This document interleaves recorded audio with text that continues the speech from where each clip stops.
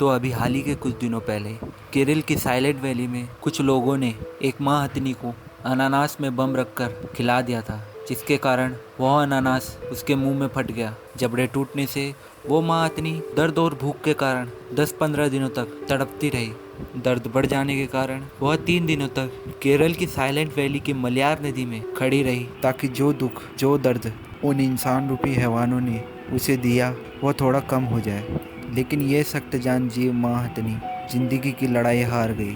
Social media में इस घटना की वीडियो वायरल होने के कारण देश और विदेशों में इस घटना का पुरजोर विरोध हुआ। प्रशासनिक तौर पर इस घटना में सम्मिलित सारे आरोपी पे कार्रवाई हुई, जिसमें एक आरोपी जो गांव का ही एक किसान है उसको हिरासत में ले लिया। बाय द वे, मैं आपको इन जीवों के बारे में कुछ ऐसी सच्चाई और कुछ ऐसे फैक्ट बताऊंगा जिससे आप इन जीवों के प्रति प्यार करने लगेंगे और इनके बारे में सोचेंगे, और हमें ऐसे क्या इंतजाम करने चाहिए जिनसे इन जीवों का और हमारा संतुलन बना रहे। मैं हूं आपका दोस्त मनोज और आप देख रहे हैं वाइल्ड लाइफ फैक्ट।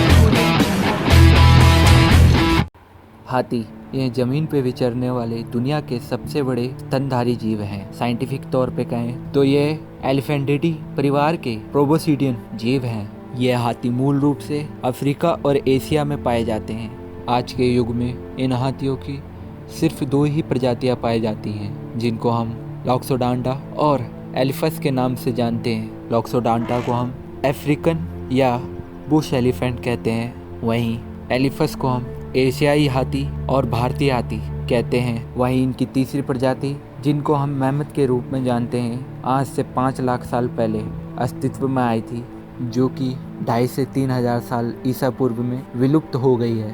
हाल ही के कुछ शोधों में यह पता लगा है कि लॉक्सोडॉन, जिनको हम अफ्रीकन हाथी बोलते हैं, उनकी 2 उप प्रजातियाँ हैं, जिनको हम अफ्रीकन जंगली हाथी और अफ्रीकन बुश हाथी भी कह सकते हैं।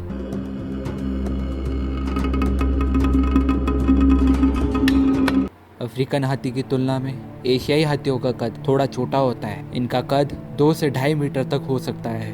वहीं इनके रिश्तेदार अफ्रीकन हाथी का कद 3.5 मीटर तक हो सकता है। वजन के अनुपात में अफ्रीकन हाथी एशियाई हाथी को यहाँ भी पछाड़ देते हैं, जहाँ इनका वजन 6000 से 6500 किलो तक चले जाता है। वहीं एशियाई हाथी का कुल वजन 4000 किलो तक जाता है। आज तक का सबसे विशालकाय अफ्रीकन हाथी सन 1955 में अंगोला में मारा गया था, जो कि 10,900 किलो तक वजनी और 3.96 मीटर ऊंचा था। यह अमूमन अफ्रीकन हाथी की तुलना में 1 मीटर ज़्यादा बड़ा था। अफ्रीकन हाथियों की पीठ समतल और कान बड़े होते हैं, वहीं एशियाई हाथियों की पीठ मुड़ी हुई और कान छोटे होते हैं। वहीं इनके टक्स की बात करें, यानी कि इनके बाहरी दांतों की बात करें, तो अफ्रीकन नर मादा हाथी दोनों के पास दांत होते हैं। वहीं एशियाई हाथी में सिर्फ नर के पास दांत होते हैं। वहीं इनके नाखूनों की बात करें तो अफ्रीकन हाथियों के नाखून आगे की ओर 4-4 और पीछे की ओर 3-3 नाखून होते हैं। वहीं एशियाई हाथियों में यह 1-1 ज़्यादा देखने को मिलते हैं। एशियाई हाथियों के सर की बात करें तो यह 20 से 2 भागों में बटा हुआ होता है। वहीं अफ्रीकन हाथियों में यह देखने को नहीं मिलता। एशियाई हाथियों के सूंडों के छोरों में एक उभार होता है, जिसे हम होंठ भी कहते हैं। वहीं अफ्रीकन हाथियों में यह होंठ 2 देखने को मिलते हैं।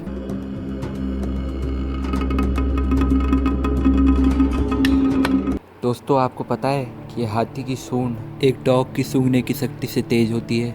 शोधकर्ताओं ने माना है कि इनकी सूंडों के अंदर के स्मेल रिसेप्टर 2000 पाए जाते हैं। वहीं एक डॉग में 900 और इंसानों में 400 पाए जाते हैं। इस कारण ये 150 किलोमीटर दूर से पानी के स्रोतों का पता लगा सकते हैं। हाथी की ये सूंड 750 पाउंड की होती है, जिनसे ये बड़ी आराम से 4 आदमियों जितना वजन उठा सकते हैं। वहीं इनके कंकालों में ये सूंड आपको देखने को नहीं मिलेगी।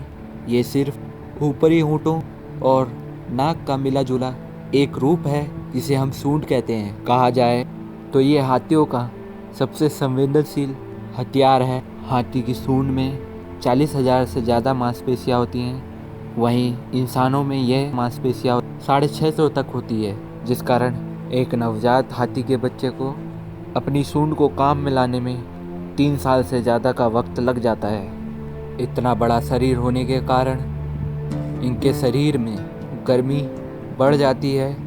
इसके लिए यह अपने कानों की मदद लेते हैं। यह अपने कानों के द्वारा शरीर में खून को ठंडा करते हैं। दोस्तों, क्या आपको पता है एक हाथी 70 किलोमीटर से भी ज़्यादा दूर से किसी हाथी को सुन सकता है। यह अपने पैरों के द्वारा वाइब्रेशन पैदा करते हैं, जिसके द्वारा यह अन्य हाथियों से बात कर सकते हैं। इस बेमिसाल खासियत के कारण हाथी भूकंप और सुनामी आने का भी पता लगा लेते हैं। सुनामी आने पर हाथी ऊंचे इलाकों में चले जाते हैं। अपनी बुद्धिमत्ता के कारण हाथी अपने जीवन में घटित सारी घटनाओं को याद रखने में सक्षम है।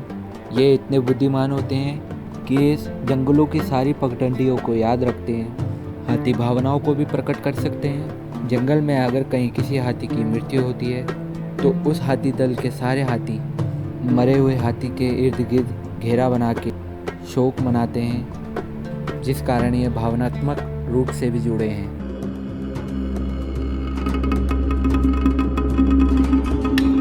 आमतौर पर एक हाथी जंगलों में इधर उधर भटकता रहता है, जिस कारण यह 1 से 2 घंटे ही सो पाते हैं। एक हाथी को रोजाना 100 लीटर तक पानी और 400 किलो तक भोजन चाहिए होता है, जो कि एक हाथी के वजन के अनुपात में काफी कम है। एक हाथी की औसत उम्र 60 से 70 साल तक की हो सकती है। एक मादा हाथी का गर्भकाल 21 से 22 महीनों का होता है, जिसमें वो एक बच्चे को जन्म देती है। एक पैदा हुए बच्चे का वजन 150 किलो तक हो सकता है। आमतौर पर मादा हथनी झुंड में रहती है, जिसमें 1 से 30 सदस्य होते हैं। इन झुंडों में प्रमुख मादा हथनी होती है, जो इन झुंडों को नेतृत्व करती है।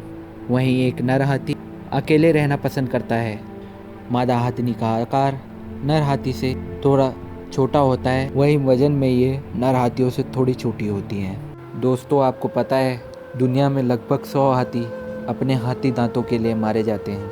ये काला व्यापार बहुत बड़े स्तर पर फैला हुआ है। इन हाथी दांतों के लिए लोग मुंह मांगी कीमत देने को तैयार हैं, जिस कारण कुछ लालची लोग इन हाथियों को उनके दांतों के लिए मार देते हैं। बड़ा शरीर होने से ये हाथी जंगलों में शिकारियों को बड़ी आसानी से दिख जाते हैं, और ये दुर्लभ प्राणी बड़ी आसानी से शिकारियों की गोली की भेंट चढ़ जाते हैं। विशेषज्ञों के अनुसार हाथी भारत में 24,000 से भी कम रह गए हैं। हाथियों को बंदिशों में रखकर उनसे वो काम करवाए जाते हैं जो इंसान के लिए संभव नहीं है।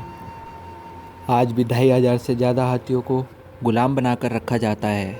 आमतौर पे जीव हत्या में दोषी अपराधी के लिए भारत में बहुत नियमित कानून है, जिस कारण दोषी को बहुत मामूली सी सज़ा और हर्जाना भरना पड़ता है। बड़े स्तर पर जंगलों की कटाई से इनके जंगली आवास ख़त्म होते जा रहे हैं, जिस कारण ये जीव खाने की तलाश में शहरों और खेतों में घुस जाते हैं। वहाँ इनको इंसानों का सामना करना पड़ता है। संभवतः इन जीवों की इंसानों से भी मुठभेड़ होती है। सरकार को वाइल्ड लाइफ एक्ट के तहत जीव संरक्षण के लिए थोड़े सख्त कानून बनाने चाहिए, जिससे हम इन जीवों को भविष्य में ऐसे ही सुरक्षित देख पाएँ। तो दोस्तों, अभी के लिए इतना ही। वीडियो अच्छी लगी तो लाइक एंड शेयर करना। साथ ही चैनल में नए हो तो मेरे चैनल को सब्सक्राइब और बेल आइकन को क्लिक कर देना। साथ ही कोई सुझाव हो तो आप मेरे को कमेंट में भेज सकते हैं। मैं मिलता हूँ आपको अगले एपिसोड में। तब तक के लिए बाय।